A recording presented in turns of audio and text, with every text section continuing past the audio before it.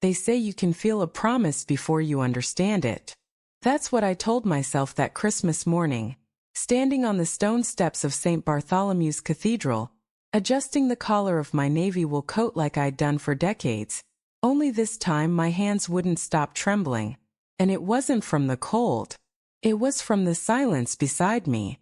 Because for the first time in 55 Christmases, my husband wasn't there to complain about the draft, or whisper something inappropriate during the opening hymn, or squeeze my hand just to make sure I was still real. His name was Henry Moore. And he'd been gone exactly 2 months and 6 days. Now, before I go any further, let me tell you something, dear listener. Grief doesn't arrive like a storm. It arrives like furniture. One day it's just there, heavy, unmovable, and no matter how carefully you walk around it, you keep bruising your shins. Christmas morning church had always been my refuge, the one place where nobody tried to fix me. Nobody said things like, "He's in a better place," or "At least you had a long marriage," as if love comes with an expiration date. Inside, the cathedral smelled like candle wax and pine.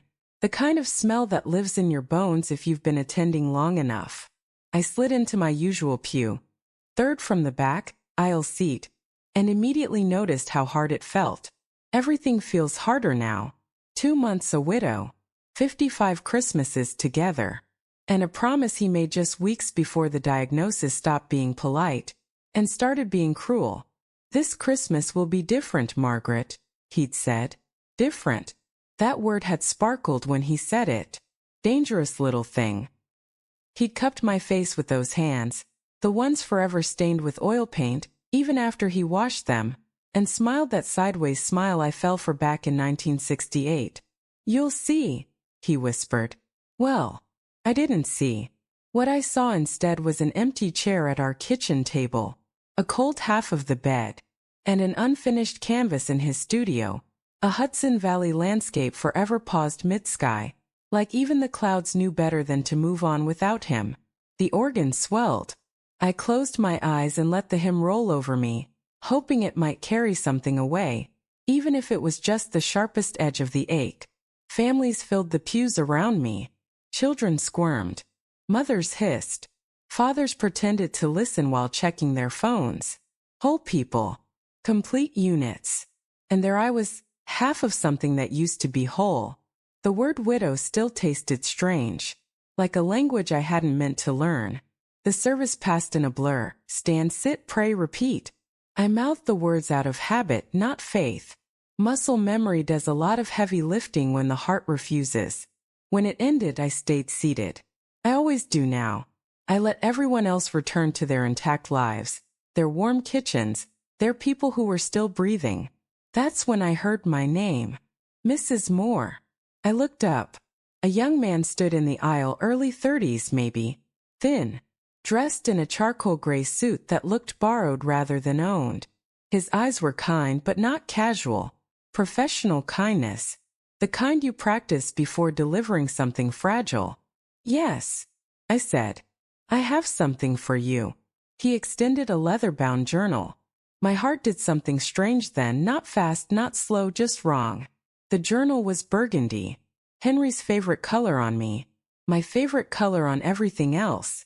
"I think you may have the wrong person," I said, though my voice didn't believe it. "You're Margaret Moore," he replied gently. "Wife of Henry Moore, the artist." I swallowed. "I'm his widow." The word slid out easier this time. Sharp. Clean. Like it had finally decided to stay.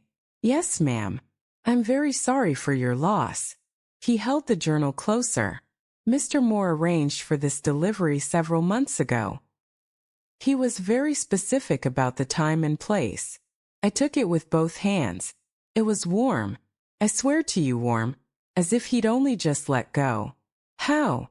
I started to ask, but the young man was already walking away, his footsteps echoing against the stone floor like punctuation marks at the end of a sentence I didn't understand yet. I should have followed him, demanded answers, asked questions, made a scene. Instead, I opened the journal. Henry's handwriting filled the first page. Confident, familiar, slightly slanted like he was always leaning toward the future. The G's looped dramatically. The ink pressed deep. My eyes burned. I blinked hard. Then I read the first line. Did you really think I wouldn't keep my promise? My breath caught so sharply I thought someone might hear it. Follow the instructions on the next pages. And then, do not tell the children. That stopped me cold. Don't tell the children?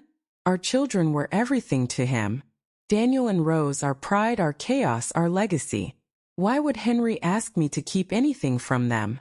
I turned the page. Tomorrow's date. December 26. The page for Christmas Day was the only one meant for now. The rest waited. The cathedral was nearly empty. A few older parishioners lingered. Someone adjusted poinsettias near the altar. A janitor hummed quietly in the distance.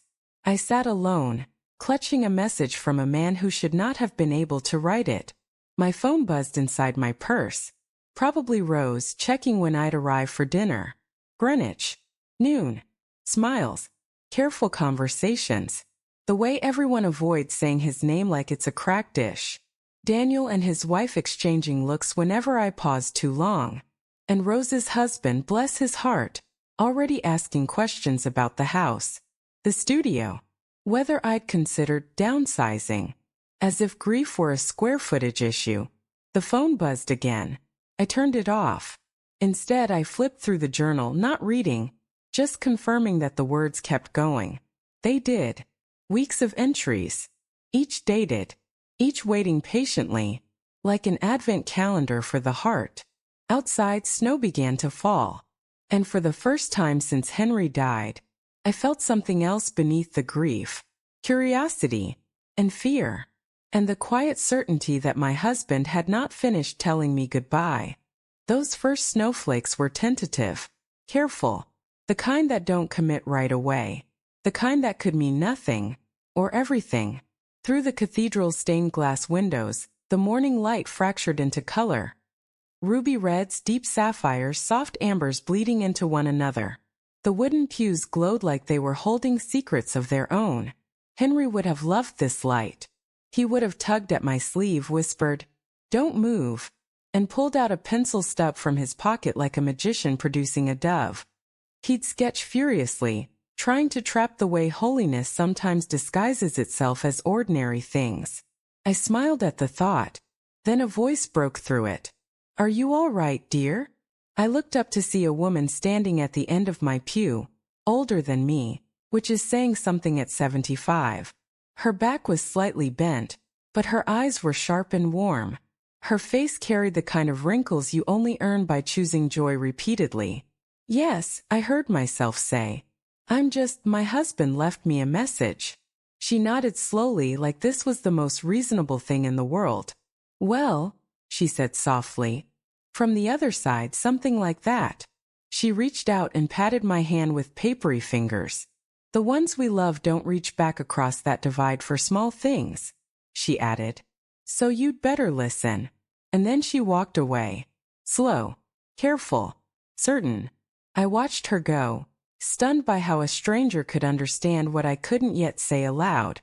I looked back down at the journal, at Henry's handwriting, at that instruction still echoing in my chest.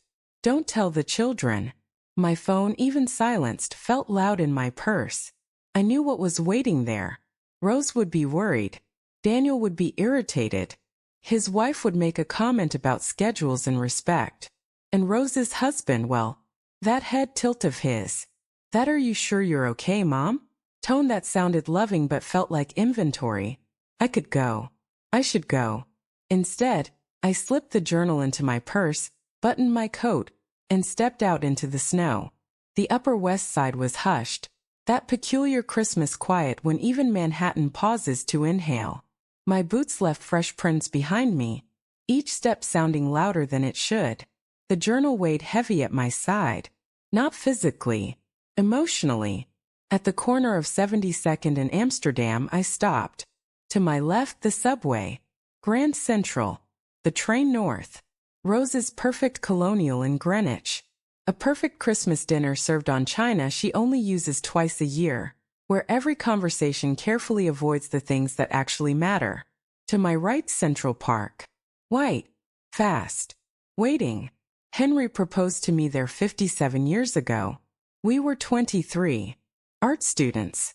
Broke and brilliant in our own minds. Paint under our fingernails. Futures bigger than our talent could justify. Near Bethesda Fountain, he pulled a ring from his pocket. No box, just wrapped in newsprint. "Marry me, Margaret," he'd said. "Let's make something beautiful together." And we did. 2 children. A lifetime of art. A marriage that survived poverty and success, sickness and health, youth and the slow betrayal of time. And now this. A journal. Instructions. A mystery left behind like a treasure map only I could read. I turned right. The journal said not to tell our children. So I won't. Not yet. Maybe not ever, depending on what comes next. For the first time in 2 months, something stirred beneath the grief. Small. Fragile. But undeniable. Curiosity. Purpose. The faint tug of a thread. The kind you follow without knowing where it leads, only that it must be followed. Snow caught in my eyelashes as I walked deeper into the park. Dog walkers nodded. Joggers passed with earbuds and determination. Playground sat frozen and empty, swings still like they were holding their breath. I found a bench someone had brushed clear of snow and sat down. Pulled out the journal. Read the words again. Did you really think I wouldn't keep my promise? No, my love. Not once in 55 years. Follow the instructions on the next pages. I will. And don't tell the children. That was the part that frightened me. Not the mystery. Not the instructions. Not even the impossible fact that my dead husband was still speaking to me. It was this. Henry knew something. Something about Daniel. About Rose. About their spouses. About our family. Something important enough to leave them out. My phone vibrated in my pocket. A physical buzz, felt even without sound. I checked. 17 missed calls. 12 messages. The most recent from Daniel. "Mom, we're worried. Where are you? This isn't like you. But maybe it is. Maybe this is exactly like the woman I was before I became just mom and grandma and Henry's wife. Before I shrank myself into support roles. Before my own art slid quietly into hobby territory. Before I learned to smooth things over at the cost of my own voice." I typed one message to both children. Something came up. "Go ahead without me. Merry Christmas. I love you." Then I turned the phone off. Completely. Tomorrow I'd read the next entry. Tomorrow I'd follow whatever instructions Henry left me. But today, Christmas. Our 55th Christmas. The one he promised would be different. Today I walked through that snowy park remembering what it felt like to be young and reckless and in love. Today I chose to trust my husband. Even in death, he'd never led me wrong before. The apartment was exactly as I'd left it. Silent. Orderly. Oppressive in its emptiness. I shed my coat and boots in the entryway, leaving small puddles of melted snow on the hardwood Henry refinished himself 30 years ago. The Christmas tree we never bought stood invisible in the corner where it should have been. The stockings we always hung remained packed away in storage. And for the first time all day, I let myself breathe. This is our first Christmas without traditions. And I didn't realize until that moment how much traditions are really just proof of life. Quiet little rituals that whisper we're still here. Without them, the apartment felt hollow in a new way. Another kind of death. I made tea because it gave my hands something to do. Something ordinary. Something safe. The kettle whistled, the steam fogged the window, and for a few seconds I could pretend the world still followed rules I understood. The journal sat on the kitchen table where I'd placed it. Innocent as any book. Deadly as a loaded gun. Across the street, through our front window, I could see straight into another apartment. A family gathered around a dining table. Parents, children, grandparents. Someone was carving a turkey. Someone else laughed, head thrown back unguarded. It looked like a Norman Rockwell painting. All warmth and togetherness. We used to be that family, didn't we? My phone, which I'd finally turned back on, erupted immediately. Notifications stacked like accusations. I ignored most of them. Sent one message to each child. I'm fine. Home now. Need some quiet time. Talk tomorrow. Rose replied instantly. Mom, you scared us. This isn't healthy. Daniel took longer. If you need space, that's fine. But you can't just disappear like that. We're your family. Ariana, Daniel's wife, sent her own message. Callie, I hope you're taking care of yourself. We're here if you need anything practical. Groceries, bills, anything. Why does everything Ariana says sound like she's already pricing my furniture?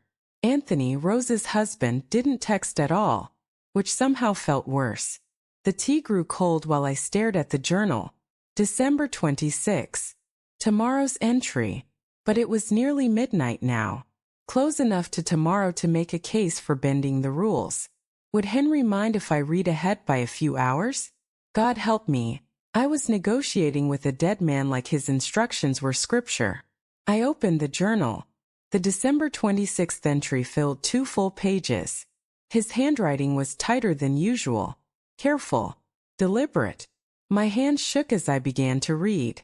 My darling Callie, if you're reading this, you followed the first instruction. You kept this between us. Good. I swallowed. I need you to trust me now more than ever. Even though what I'm about to tell you will hurt. The words tightened around my chest. I'm dying. You already know that. The cancer, the prognosis. But what you don't know is that I spent my last year preparing for your future. Not mine. I closed my eyes briefly, then kept going. I had things to take care of, to set right, to protect. A year ago, I sold my collection to a group of German investors.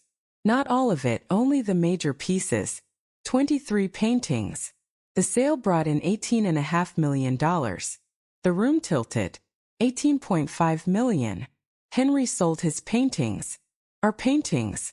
The ones I watched him create over decades. The ones that lived in our walls and our memories. And he never told me. I didn't tell you because I needed to act quickly, and I didn't want sentiment to stop me. They were mine to sell, and I sold them for us. For you. My heart hammered. But Callie, my love, your work is worth the same. Possibly more. I stopped reading. Pressed my palms against my eyes. Breathe. My work. I'd always known it had value. I'd had shows. Sold pieces. Taught workshops. But inside our marriage I was the flexible one. The supporting artist. The one whose career bent around his deadlines, his exhibitions, his ambition. It had seemed natural. He was the comet. I was the steady star. But the same value? The same millions? I dumped the cold tea down the sink and poured whiskey instead. One of Henry's bottles saved for special occasions. If this wasn't one, nothing was. I returned to the journal. The investors appraised your entire collection and offered a similar amount. They're waiting for your decision. But before you make it, you need to know something. The words I'd been dreading. Our family is not what you think it is. My breath caught. 6 months ago, I hired a private investigator. Not because I'm paranoid, but because things weren't adding up. Anthony asking too many questions. Ariana suddenly curious about estate planning. Conversations stopping when I entered rooms. I felt sick. Callie, they're having an affair. The word landed like a dropped plate. Anthony and Ariana. Your son-in-law and your daughter-in-law. They've been involved for at least 8 months. The room went quiet. But it's worse than that. I already knew it would be. They discovered the sale. I don't know how. And they learned about the appraisal of your work. My hands trembled. They planned to steal it. They hired an art forger, Anton Reeves. He specializes in mid-century American painters. The plan is to replace your originals with perfect copies over time. Sell the originals on the black market. Split the money. My stomach churned. After I'm gone, they plan to convince you to downsize. Assisted living. Asset management. You would never know. The forgeries are that good. I could barely breathe. I have proof. Documents. Photographs. Recordings. Everything is in a safe deposit box at Chase on 86th Street. Box number 2847. The key is taped inside the back cover of this journal. I closed the book, sat there in the quiet, listening to the hum of the refrigerator, the ticking of the clock Henry never fixed, the sound of my own heartbeat, loud and unfamiliar. My husband hadn't just left me a promise. He'd left me the truth. And now a choice. Tomorrow, December 27th, I need you to go to the bank. That's how his next instructions ended. Get the evidence. Look at it with your own eyes. Then you'll understand why I did what I did. Why I sold my work. Why I arranged everything that comes next. Don't confront them yet. Please trust me just a little longer. I love you. I always have. And I'm going to make sure you're taken care of. Safe. Free to live the life we dreamed about before age and obligation and everyone else's expectations got in the way. Read tomorrow's entry after you've been to the bank. Yours forever, Henry. The journal slipped from my hands and hit the table with a sound like a judge's gavel. Final. Unappealable. I sat perfectly still. The whiskey sat untouched in front of me. My mind raced and emptied at the same time. A strange, terrifying stillness where too many thoughts collide and cancel each other out. Anthony and Ariana. An affair. My daughter's husband and my son's wife destroying 2 marriages. And planning to rob me. Planning to put me in a home. Planning to steal the life I poured into canvas after canvas in the studio Henry built for me 40 years ago. No, it couldn't be. I grabbed my phone and pulled up the family photo from Thanksgiving 6 weeks ago. A lifetime ago. Henry was still alive then. Thinner. Grayer. Smiling anyway. There we all were. Me supporting him. Daniel with his arm around Ariana. Her serene expression perfectly practiced. Rose leaning into Anthony.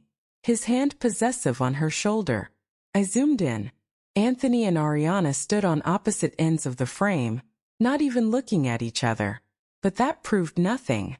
That's how affairs work, isn't it? Hidden in plain sight. Camouflaged by normal. Memory began rearranging itself.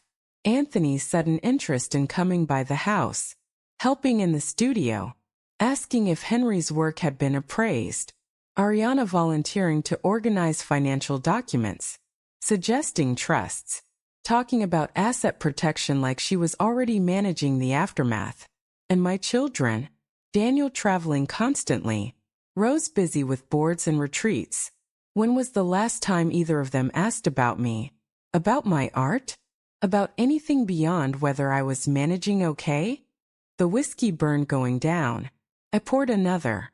The logical thing would have been to call them. Demand answers. Shatter the silence. But Henry said not yet. And beneath the shock, beneath the betrayal, there was something else. Relief. Because for months now I'd felt like I was losing my mind. The way Ariana stared at the paintings too long. Anthony photographing the studio, for memories. Conversations stopping when I entered rooms.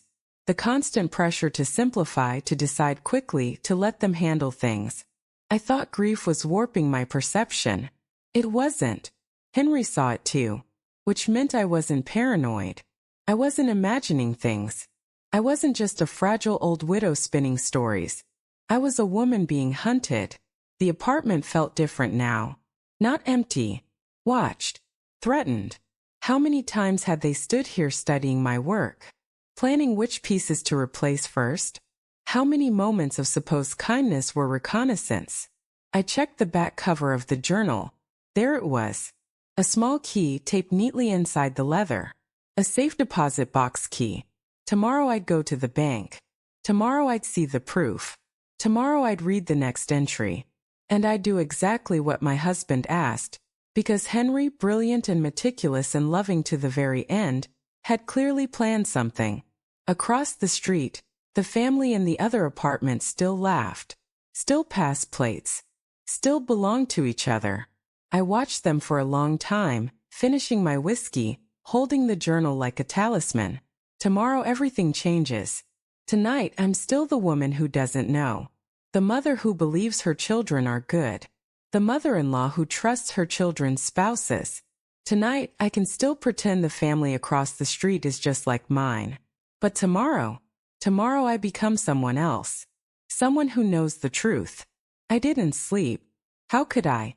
The journal sat on my nightstand like a bomb with a visible timer, ticking down to detonation. At 4 in the morning, I gave up pretending and made coffee. The apartment was dark except for the kitchen light. In the window's reflection, I saw a stranger. A 75-year-old woman with wild gray hair, hollow eyes, wearing her dead husband's pajama shirt because it still smelled faintly of him. When did I become this ghost? The bank opens at 9. 5 hours to wait. I spent them in Henry's studio. The room was exactly as he left it. Brushes in jars. Half-squeezed paint tubes. That unfinished Hudson Valley landscape on the easel. I'd barely been able to step inside since he died.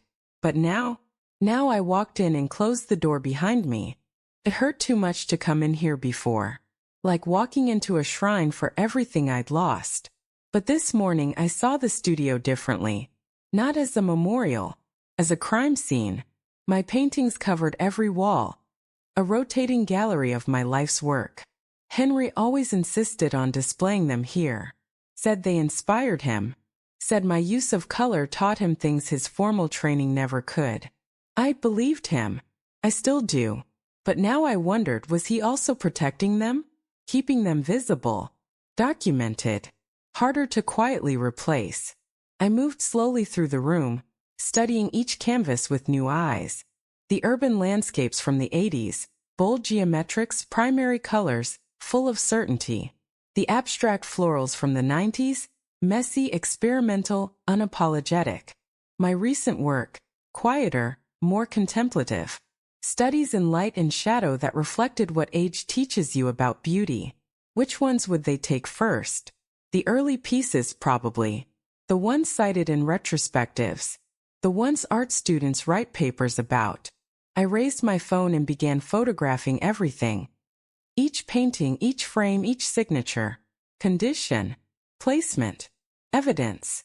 If substitutions had already begun, I needed proof of what had been here before. The thought made my stomach churn. How long had I been looking at forgeries of my own work? At 8:30 I dressed carefully. Wool slacks. Cashmere sweater. My good coat. Not yesterday's grieving widow. The woman I used to be.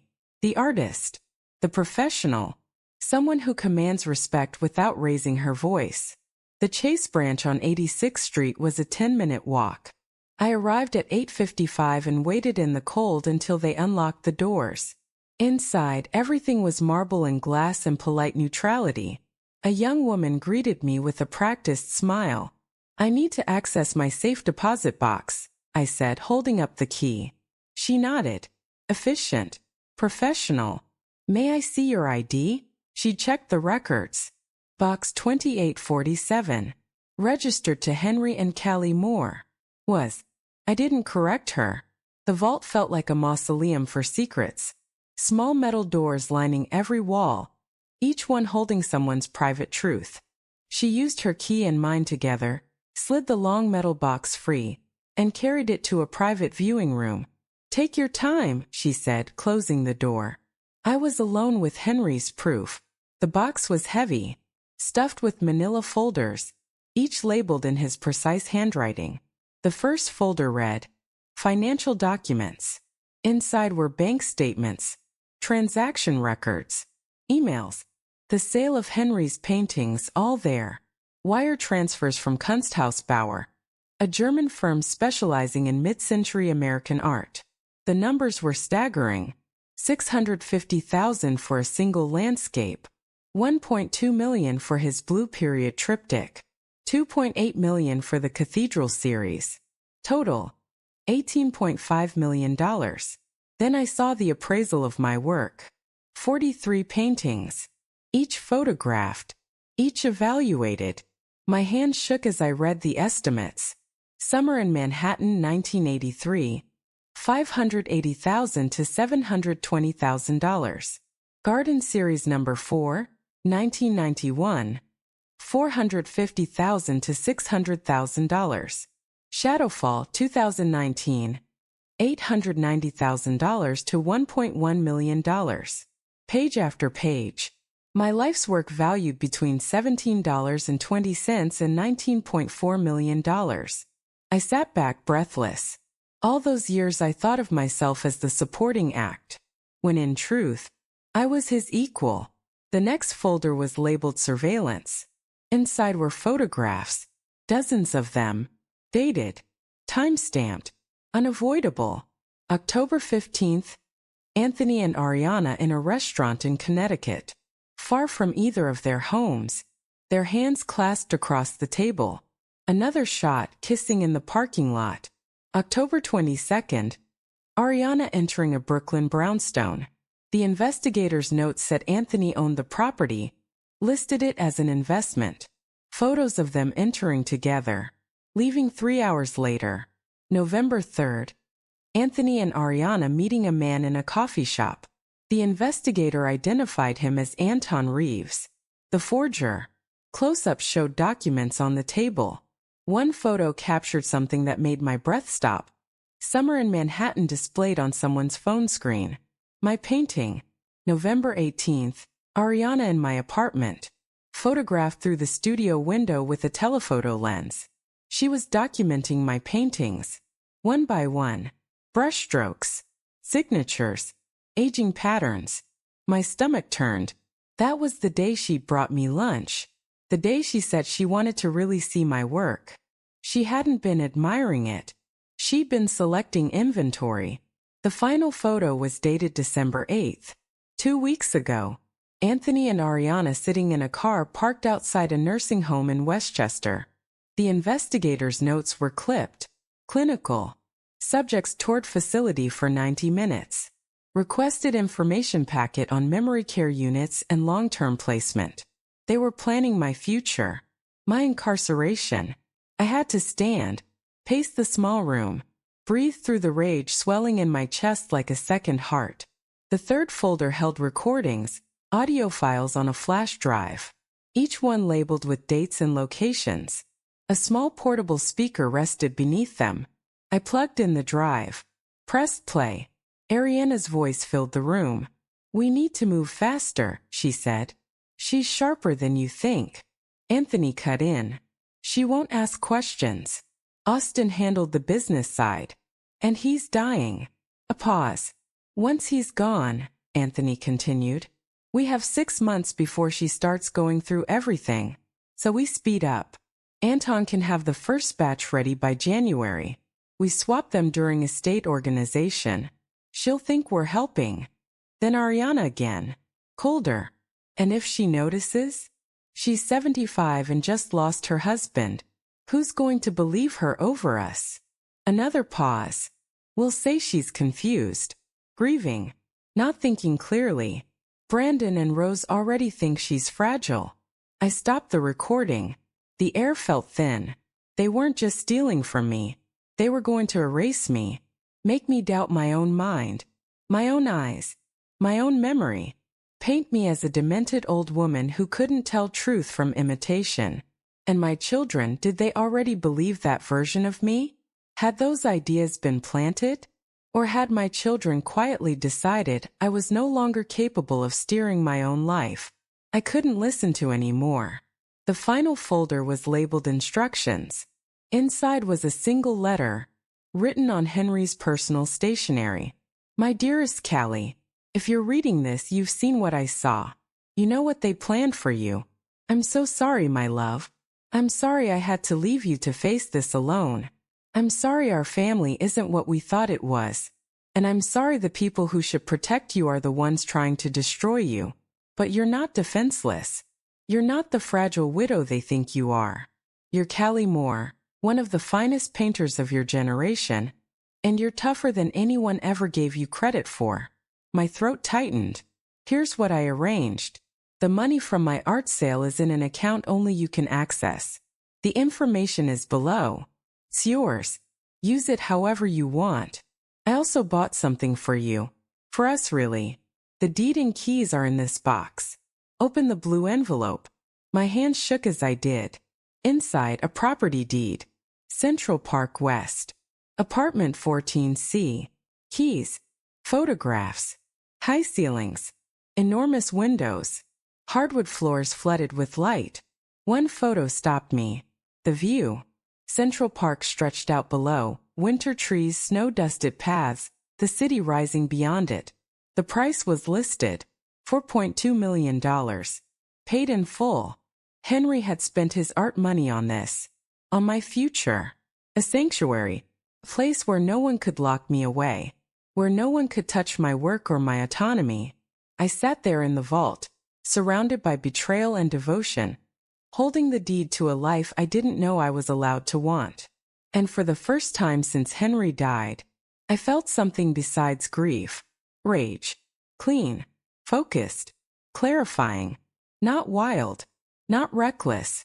The kind of rage that sharpens the blade. I gathered the folders. The flash drive. The photographs. I took the deed.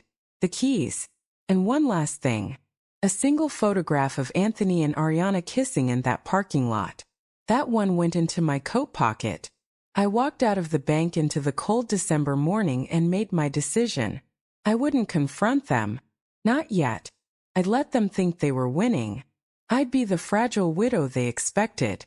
And while they congratulated themselves on how easy I was to manage, I would disappear into the life my husband built for me.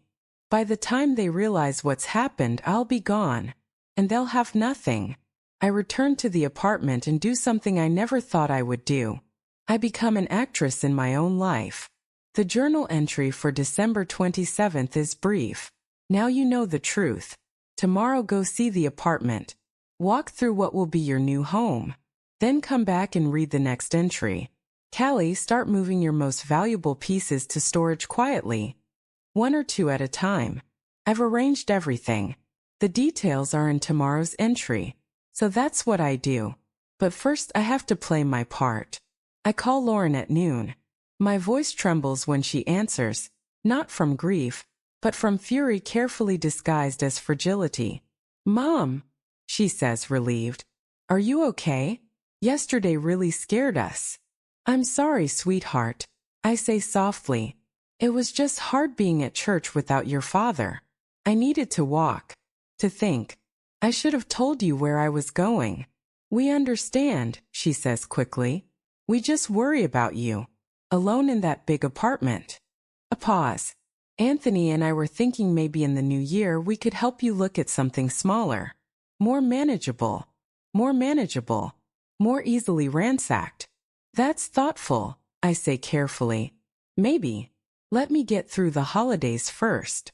Of course, she says. No pressure. Are you eating? Do you need anything? I'm fine.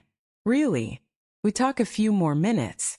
Surface pleasantries that scrape like broken glass against my teeth. When I hang up, I immediately call Brandon. Mom. Jesus, he says. You can't just disappear like that. His tone is irritated, not afraid. When did my son start speaking to me like I'm a child? I know. I'm sorry, I say. I wasn't thinking clearly. That's what worries us, he says. Ariana and I think maybe you should talk to someone. A therapist or... I'm handling it. A beat.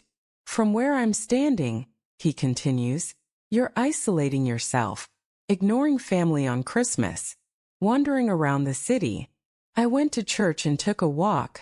I say evenly. That's hardly wandering. You know what I mean. He sighs. Look, we love you. We want to help. But you have to let us in. Let you in so you can inventory what you plan to steal. I will, I lie. After the new year, we'll sit down and talk about everything. The apartment, the estate, all of it. That seems to satisfy him.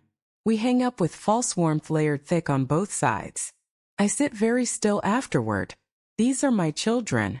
I gave birth to them, raised them, bent my life around their needs. And now I'm lying to them because their spouses are criminals. And I don't know if my children are complicit or simply blind. The possibility that Brandon and Lauren might know might be part of this. That almost breaks me. Almost.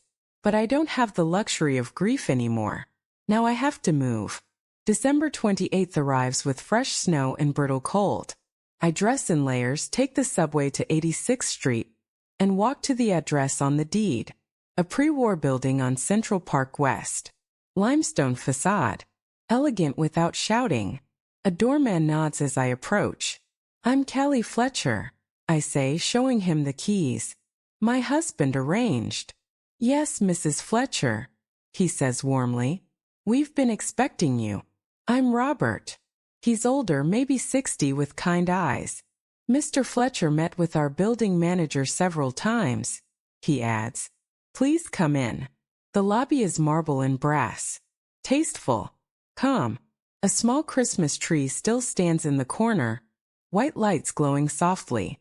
It's exactly the kind of place Austin and I used to dream about when we were young and broke and thought success meant living near the park. Robert escorts me to the elevator and presses 14. "Everything's prepared," he says. "Utilities are active. The apartment's been cleaned. There's a welcome package in the kitchen." The elevator glides upward. My heart rises with it. Apartment 14C is at the end of a quiet hallway. My hands shake as I unlock the door. The apartment is empty of furniture and full of light. Enormous windows face the park, winter sun pouring in. The living room is vast. Crown molding framing honey-colored floors glowing beneath the light. The kitchen is modern but respectful. White subway tile, marble counters, professional appliances. 2 bedrooms. Generous. Calm. The master bath has a clawfoot tub and a window that frames a perfect square of sky. And then I find the third room. Austin saved it for last in the photos. A corner room. Windows on 2 walls. Northern light flooding in. A studio. Not a possibility. A certainty. I stand in the center of the empty room and cry. He did this. My dying husband used his final month to build me a future. To give me a place where I could paint. Where I could live. Where I could be safe. The welcome basket sits on the kitchen counter. Coffee, tea, crackers. A handwritten note from the building manager. Beneath it all, a leather folder. And tucked inside, another envelope. Austin's handwriting. My fingers tremble as I open it. "Do you love it? I hoped you would. I wanted us to spend our last years here together. But since I won't make it, you'll have to enjoy it for both of us. This is your sanctuary, Callie. Your fortress. No one can touch you here." I sit on the kitchen floor of the empty apartment, the letter spread across my lap, and read the rest slowly. "I've arranged for a moving and storage company to help you. They're discreet. Professional. They understand the need for confidentiality. Their information is at the bottom of this letter. Call them whenever you're ready. Start moving your paintings, the most valuable ones first.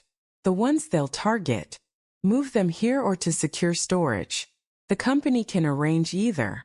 Do it slowly enough that no one notices, but quickly enough to stay ahead of them. I've also hired a security consultant to install a system here. Cameras. Alarms. Everything. No one gets in unless you want them to. You're probably wondering about money. Don't. The account I set up for you holds $14.3 million. What remained after purchasing the apartment? It's yours. Liquid. Completely separate from any joint accounts. I stop reading for a moment. $14.3 million. I could live the rest of my life without selling a single painting. And then his voice continues from the page. "But my love, I hope you do sell them.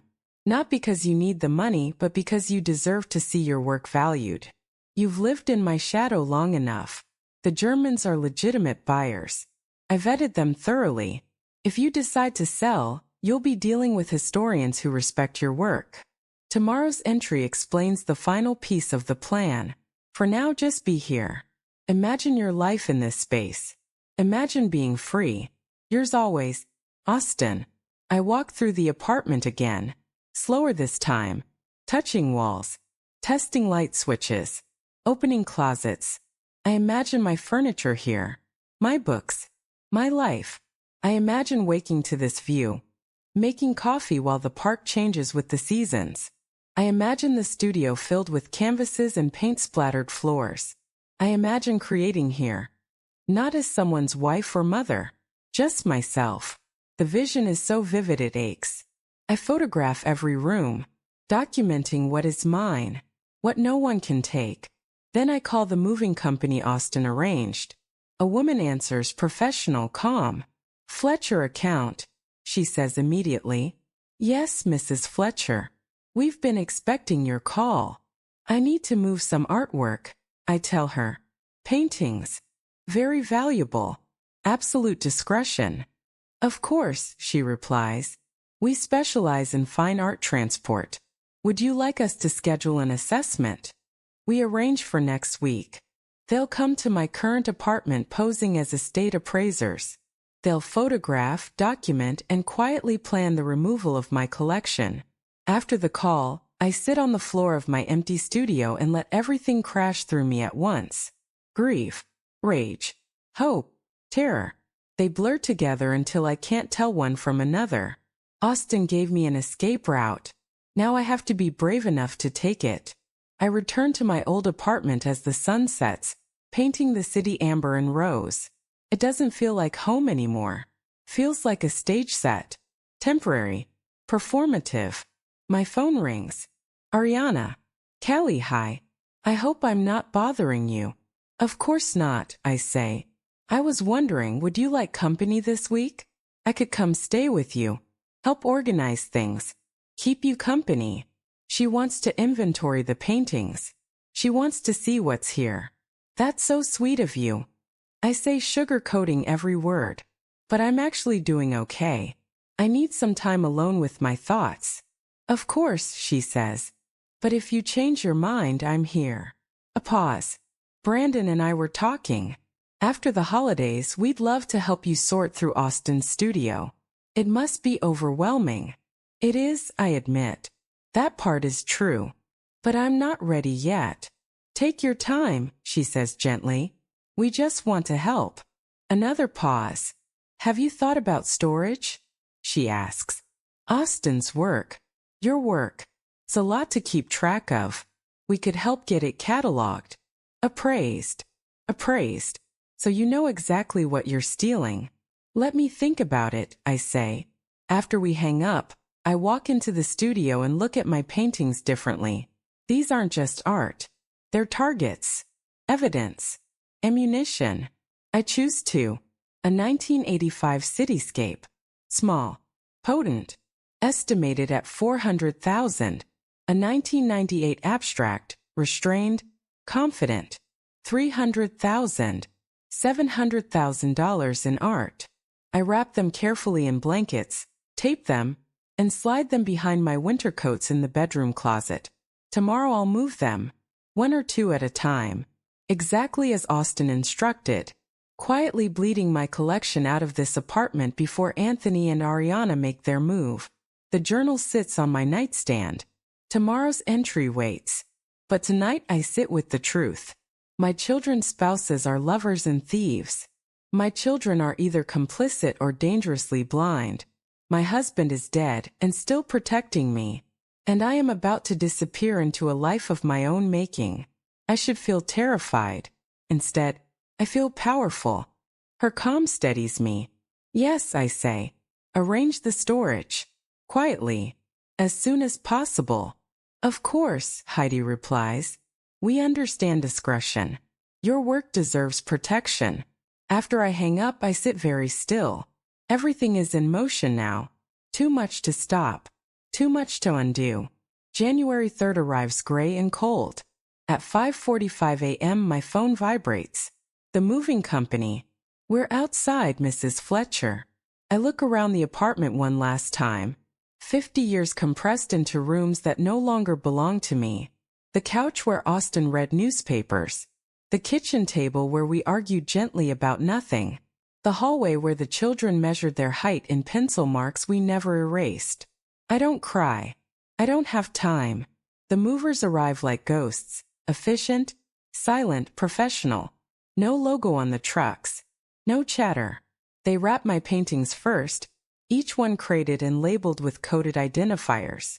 They pack my clothes, my books, my journals. They leave the furniture I don't want behind. Exactly as instructed. By noon, the apartment is hollowed out. By 3 p.m., it's no longer mine. At 5:17 p.m., I lock the door for the last time. I do not leave a forwarding address. I do not leave a note. I do not look back. The Central Park West apartment feels different now, alive with my things, my breath, my future. The movers finish unloading just as the light fades over the park. Snow begins to fall, soft and clean, erasing tracks. I make soup. I hang one painting in the studio. Not a valuable one, just a small piece I love. Something quiet. Something honest. That night, I sleep for 8 uninterrupted hours. On January 6th, my phone begins to ring. Lauren first. Then Brandon. Then Anthony. Then Ariana. I let it go to voicemail. By January 10th, the messages turn sharp. Mom, where are you? This isn't funny. You can't just disappear. By January 12th, the panic sets in. We're worried. Please call us. We just want to help. On January 14th, Anthony leaves a voicemail I keep forever. We know you moved something. The studio, things are missing. Callie, this isn't okay. On January 16th, Miriam sends the letters. Not angry. Not accusatory. Clear.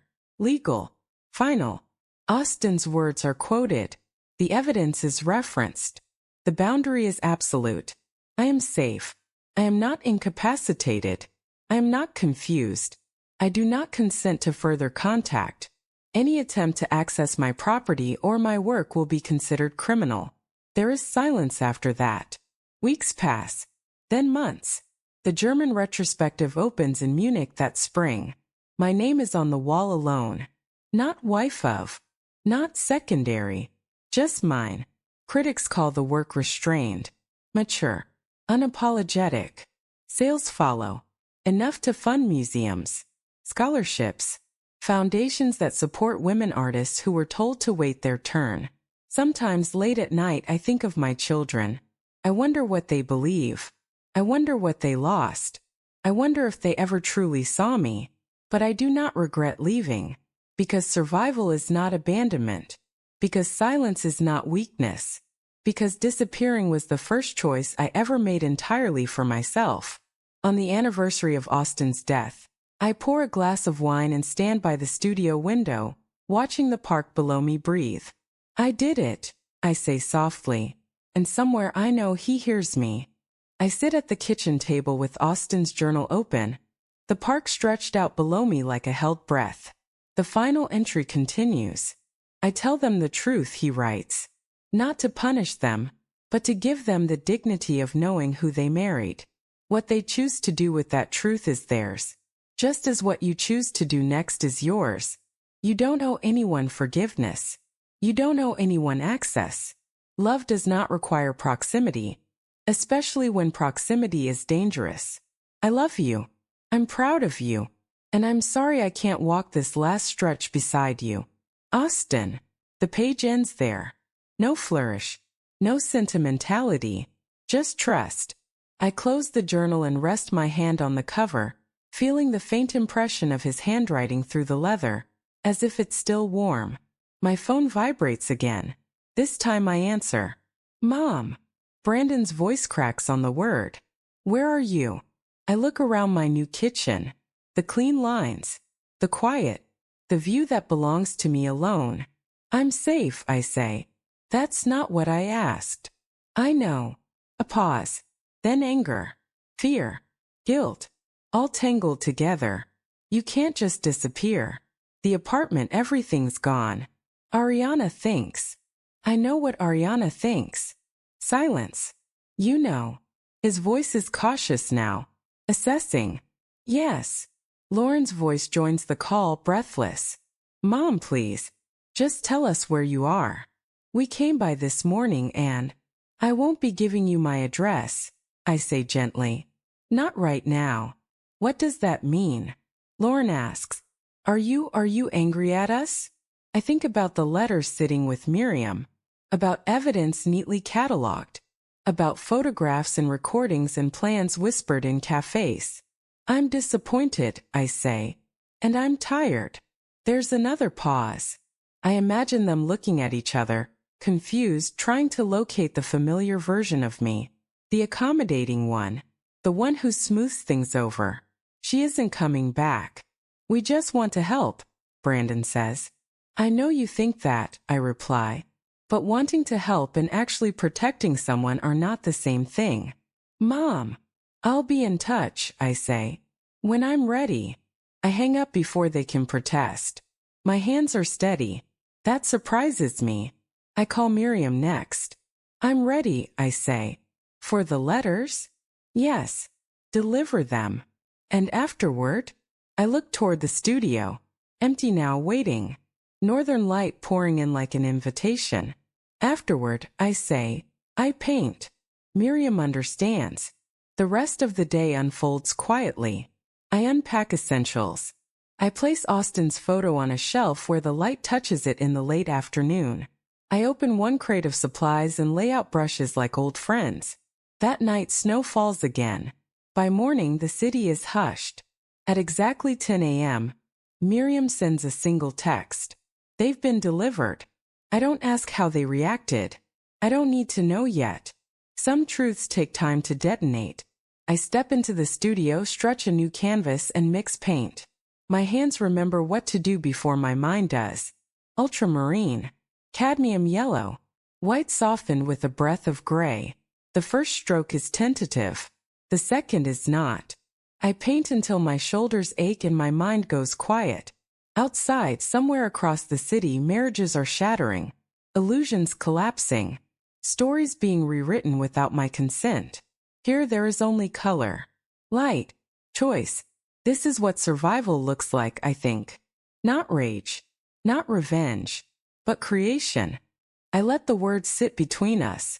I was grieving. I'm still grieving. But I was never incompetent. Lauren's hands twist in her lap. Brandon looks down at the table, jaw tight. We were scared, Lauren says quietly. You stopped painting. You stopped returning calls.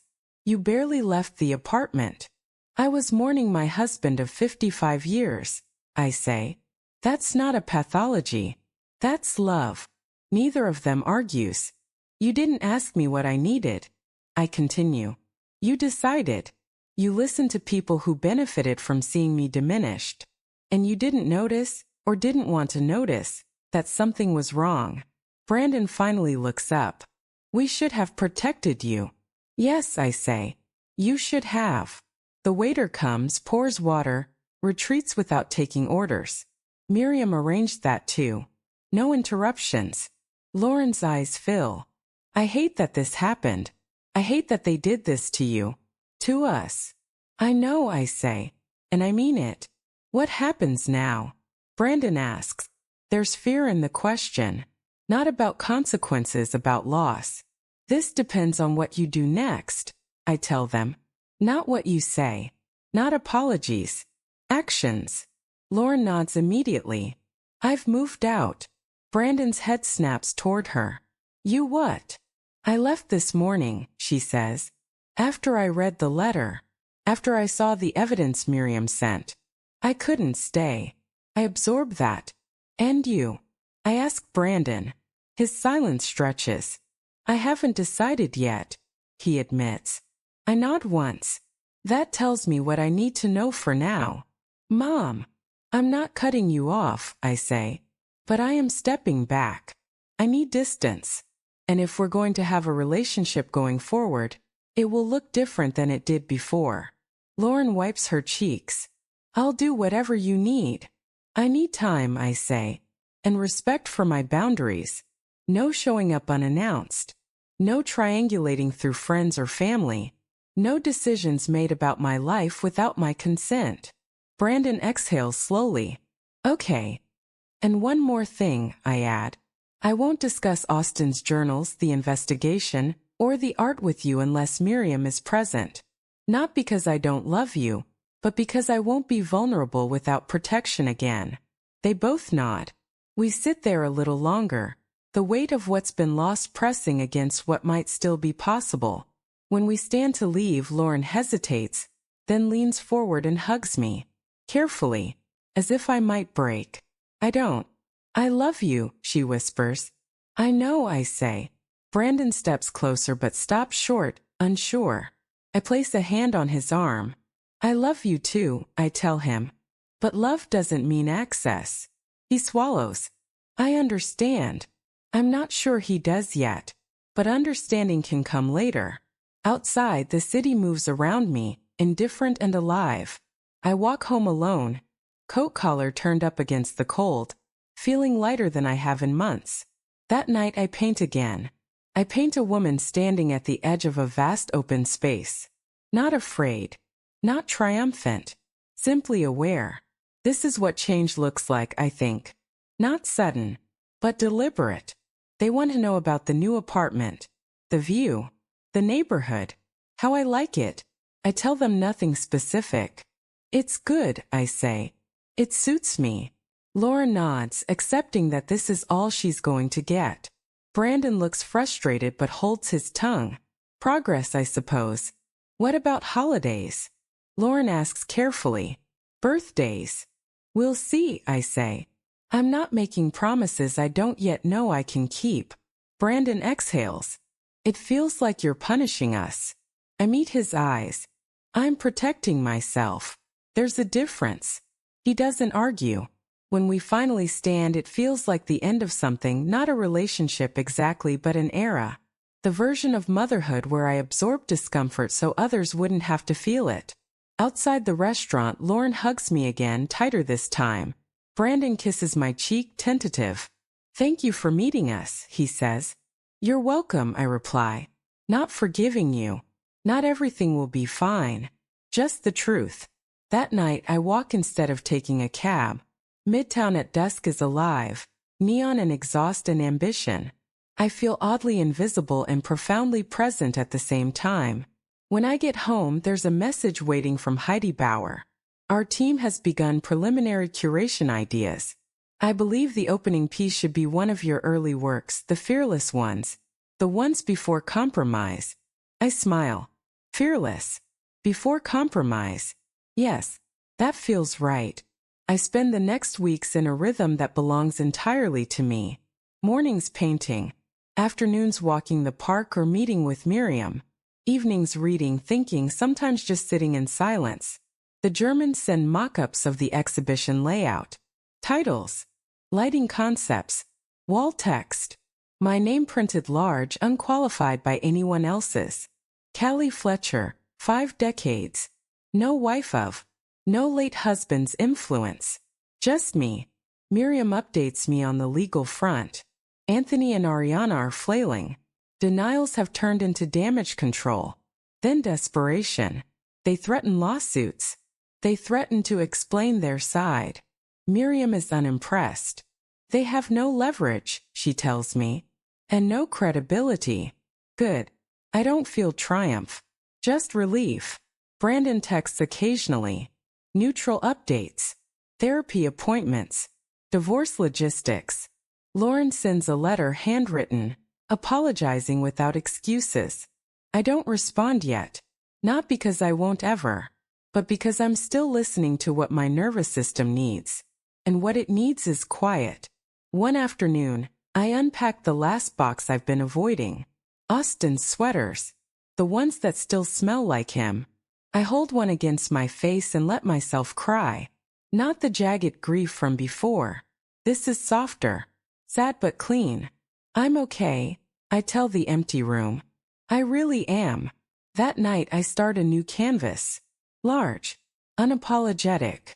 A woman stands at the center, not young, not old. Grounded. Looking outward. Behind her, faint but visible, are the outlines of bridges. Some intact. Some burned. Some unfinished. She is not reaching back. She is not running forward. She is standing exactly where she chose to stand. They want to know about the sale of Austin's work. I give them only the basic facts. They want to know if I'll ever trust them fully again. I don't know, I say. And I mean it. Maybe. If you earn it. But my priority now is me, my work, my life. You're welcome in it, but only if you can accept it on my terms. Lauren nods, tears in her eyes. Brandon says nothing, but his jaw tightens in a way that tells me he's listening, even if he doesn't yet like what he's hearing. When we part, Lauren hugs me tightly. I love you, Mom. I'm going to prove I can be better. Brandon offers his hand. Formal. Careful. I'm glad you're okay, he says. Really? And I'm sorry. For all of it. I watch them walk away. These two people I gave birth to, raised, loved with everything in me. I still love them. But I also love myself now in a way I haven't in years. That night, back in my apartment, I finished the painting of Austin. It isn't pretty. It isn't comforting. It isn't the kind of memorial people hang to soothe themselves. It's raw, honest, fierce. Love and loss layered together with something else underneath: protection. Even in death. I sign it with my full name.